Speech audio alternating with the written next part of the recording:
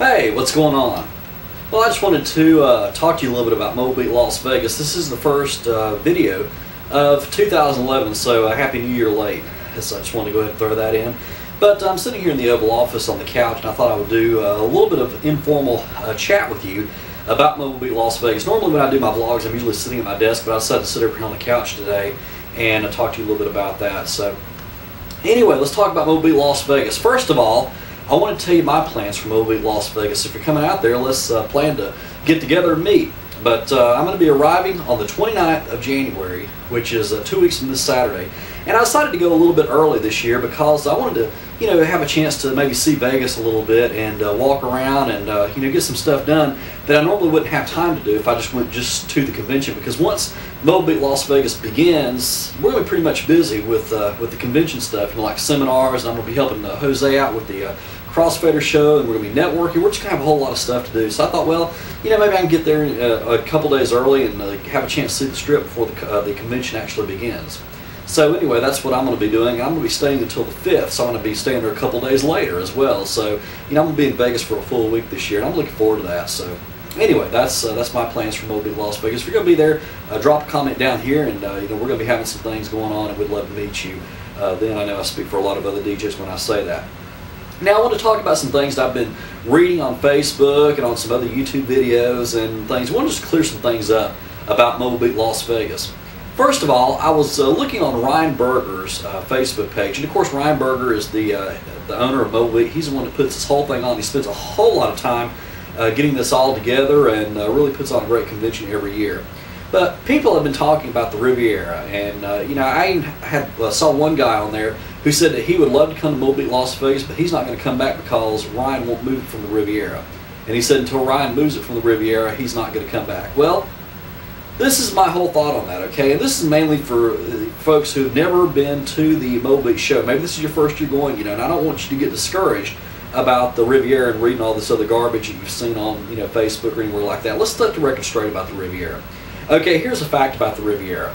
First of all, the Riviera is not the nicest resort out on the Las Vegas Strip. Okay, it's not. So, there are a lot of other newer upscale hotels and casinos there on the Strip, but the thing is, the Riviera just fits our needs, and it really does fit our needs. But it's not, this luxurious resort because it is a little bit outdated in my opinion. That's about the only fault that I have with it.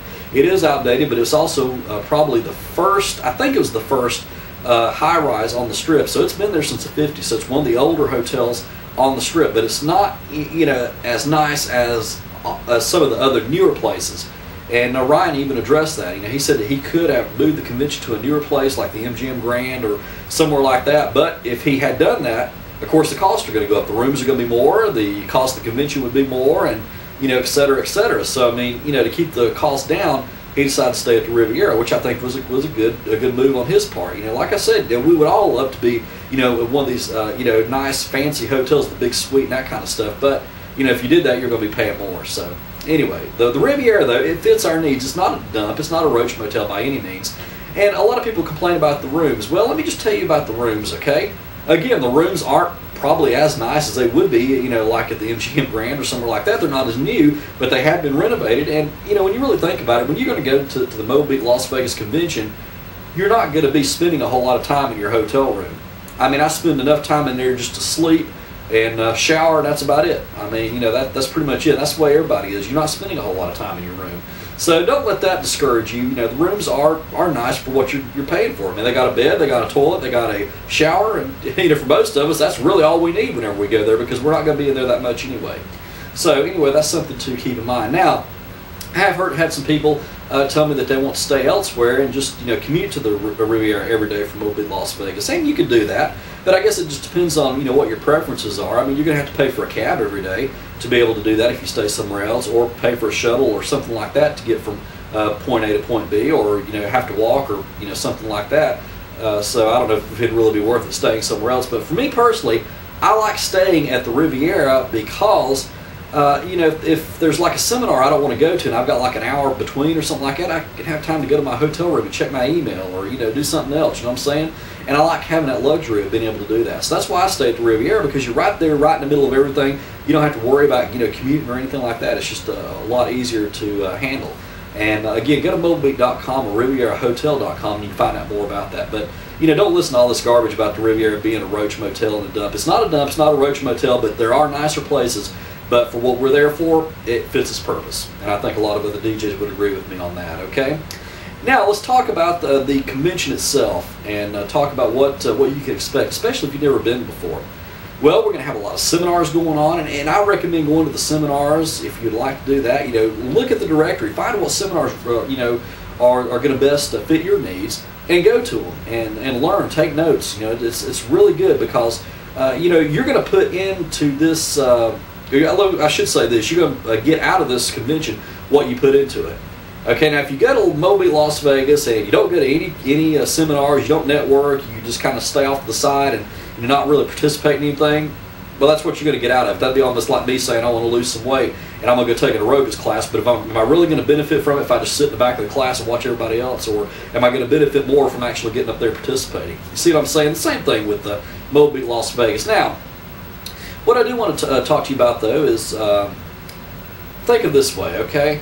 And I always tell a lot of DJs about this. When I first learned about Mobile, Las Vegas and the show back a few years ago, I was really scared about going, you know, my first time, because I thought, you know what, I want to find somebody to go with me because I'm not going to know anybody there.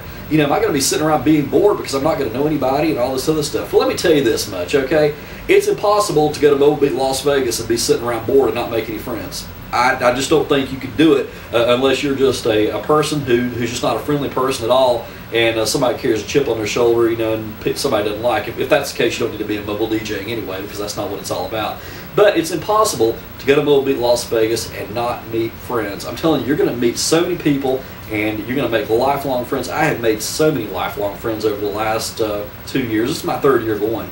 And I'm looking forward to seeing everybody. And, you know, you may not know anybody right now, and you may not know anybody when you first get off that plane at McCarran International Airport there in Las Vegas.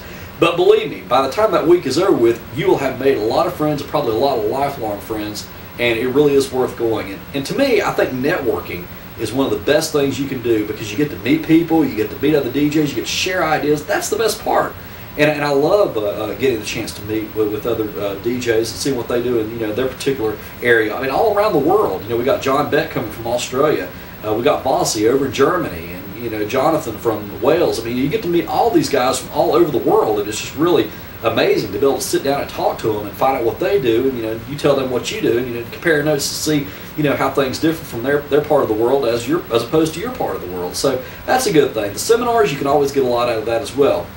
And I think Danny Brewer said it best. If you haven't seen Danny Brewer's seminars, I encourage you to look him up. Actually, I've got a little bit of his seminar from when I went to the Mobile Big Tour stop in Dallas and also in Atlanta back in 2009. So just look here on my YouTube page and just type in Danny Brewer, and his videos will come up. And, you know, I think he said it best when he was talking about, you know, Mobile, Las Vegas for us is like our continuing education. You know how like doctors have to do their continuing education? Well, look at it this way. Mobile, Las Vegas is your continuing education.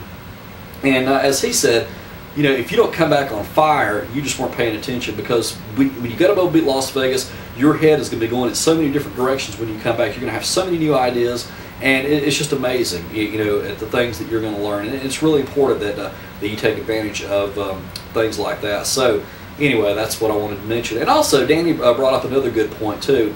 He was talking about, you know, if you have to, you know, there were some people who didn't want to go to Mobile, Las Vegas because they were going to miss a gig. Well, I think he said it best when he said that if you miss one gig by going to Mobile, Las Vegas, you're going to book 10 from that one gig that you lost. And that's absolutely true, because I mean, you're going to learn a whole lot. So that's something to keep in mind. Now, the last thing I want to talk to you about is scheduling gigs for the Saturday right after the convention. And, you know, I just thought I'd just throw this in as an extra bonus here. Me, personally, I would never schedule a gig for the Saturday right after the convention. Now, the convention ends on Thursday. I would never schedule a gig for that next Saturday, and I'll tell you why. Well, number one, I'm going to be tired when I get back. You know, after being in Vegas for a week, you're going to be tired. I know some people do like to schedule gigs but on that day, but, you know, me personally, I just don't do it because, you know, like I said, I am going to be tired. But second of all, last year really taught me something. Okay, I normally fly out on Friday, but of course this year I'm flying out on Saturday. But normally I fly out on Friday. The convention ends on Thursday night, and I fly out on Friday to fly back home. Well, you know, assuming everything went okay, you know, that's fine. But last year, that Friday happened to be the Friday where it snowed in every single state in the United States except for Hawaii. You probably remember that. It snowed even here in Pensacola. And I was flying from Las Vegas to Atlanta and then to Pensacola. Well, Atlanta got snowed in, kind of like they did this past week, and they had a total ground stop there. And we were getting ready to get on a plane there in Las Vegas on Friday afternoon, and right before we got on the plane, they said they were going to halt boarding because there was a total ground stop in Atlanta. Well, to make a long story short, about 5 minutes later, they decided to go and let us board because they said the captain said that he thought that by the time we got to Atlanta that, you know, planes would be running again, so he thought we were going to go ahead and go. So anyway, we did, and we ended up getting diverted to Memphis about 8:30 that night on our way back to Atlanta. So obviously Atlanta wasn't, you know, the planes didn't open back up. So I had to spend the night in Atlanta. I got up Saturday morning. I had to wait like about 2 or 3 hours in line in Memphis to try to get a flight to Atlanta so I could get back to Pensacola. And ironically, I was able to get the last seat available to Pensacola that whole day. Otherwise, I may have been there till like Monday or Tuesday. Now, if I'd had a gig on that Saturday, I would have been screwed. I mean, I think I would have been screwed anyway because I didn't get back to Pensacola till 5 o'clock on Saturday afternoon. But see, if I'd had a gig, I would have been in trouble. And that's why I don't schedule gigs for, you know, for that weekend right after the convention like that, because, you know, you just don't know. You don't have any control over the weather or anything like that if you get delayed. And, you know, that's why I'll never do that. But I know some DJs do. And if you feel comfortable doing that, well, that's you know, that's up to you, and I'm not going to say that anybody's wrong or anything like that for doing that, but me personally, I just wouldn't do it. So that's something else you might want to think about too. Now, if you're not going to be able to join us at Mblv Las Vegas this year, we're going to have plenty of videos to be posted. I'm going to be posting videos constantly while I'm out there like I do every year, and no other DJs are going to be doing that. Also, we're going to be broadcasting for the Crossfader show. Jose's going to have it set up. We're going to be doing some live streaming there, and I think Brian S. Red is going to be heading up some live streaming as well. From the convention. So yeah, we're going to have a lot of folks that are going to be showcasing Mblv Las Vegas there. So even though you're not physically going to be able to be there, you're still going to be a part of Mblv Las Vegas 2011. And you know what?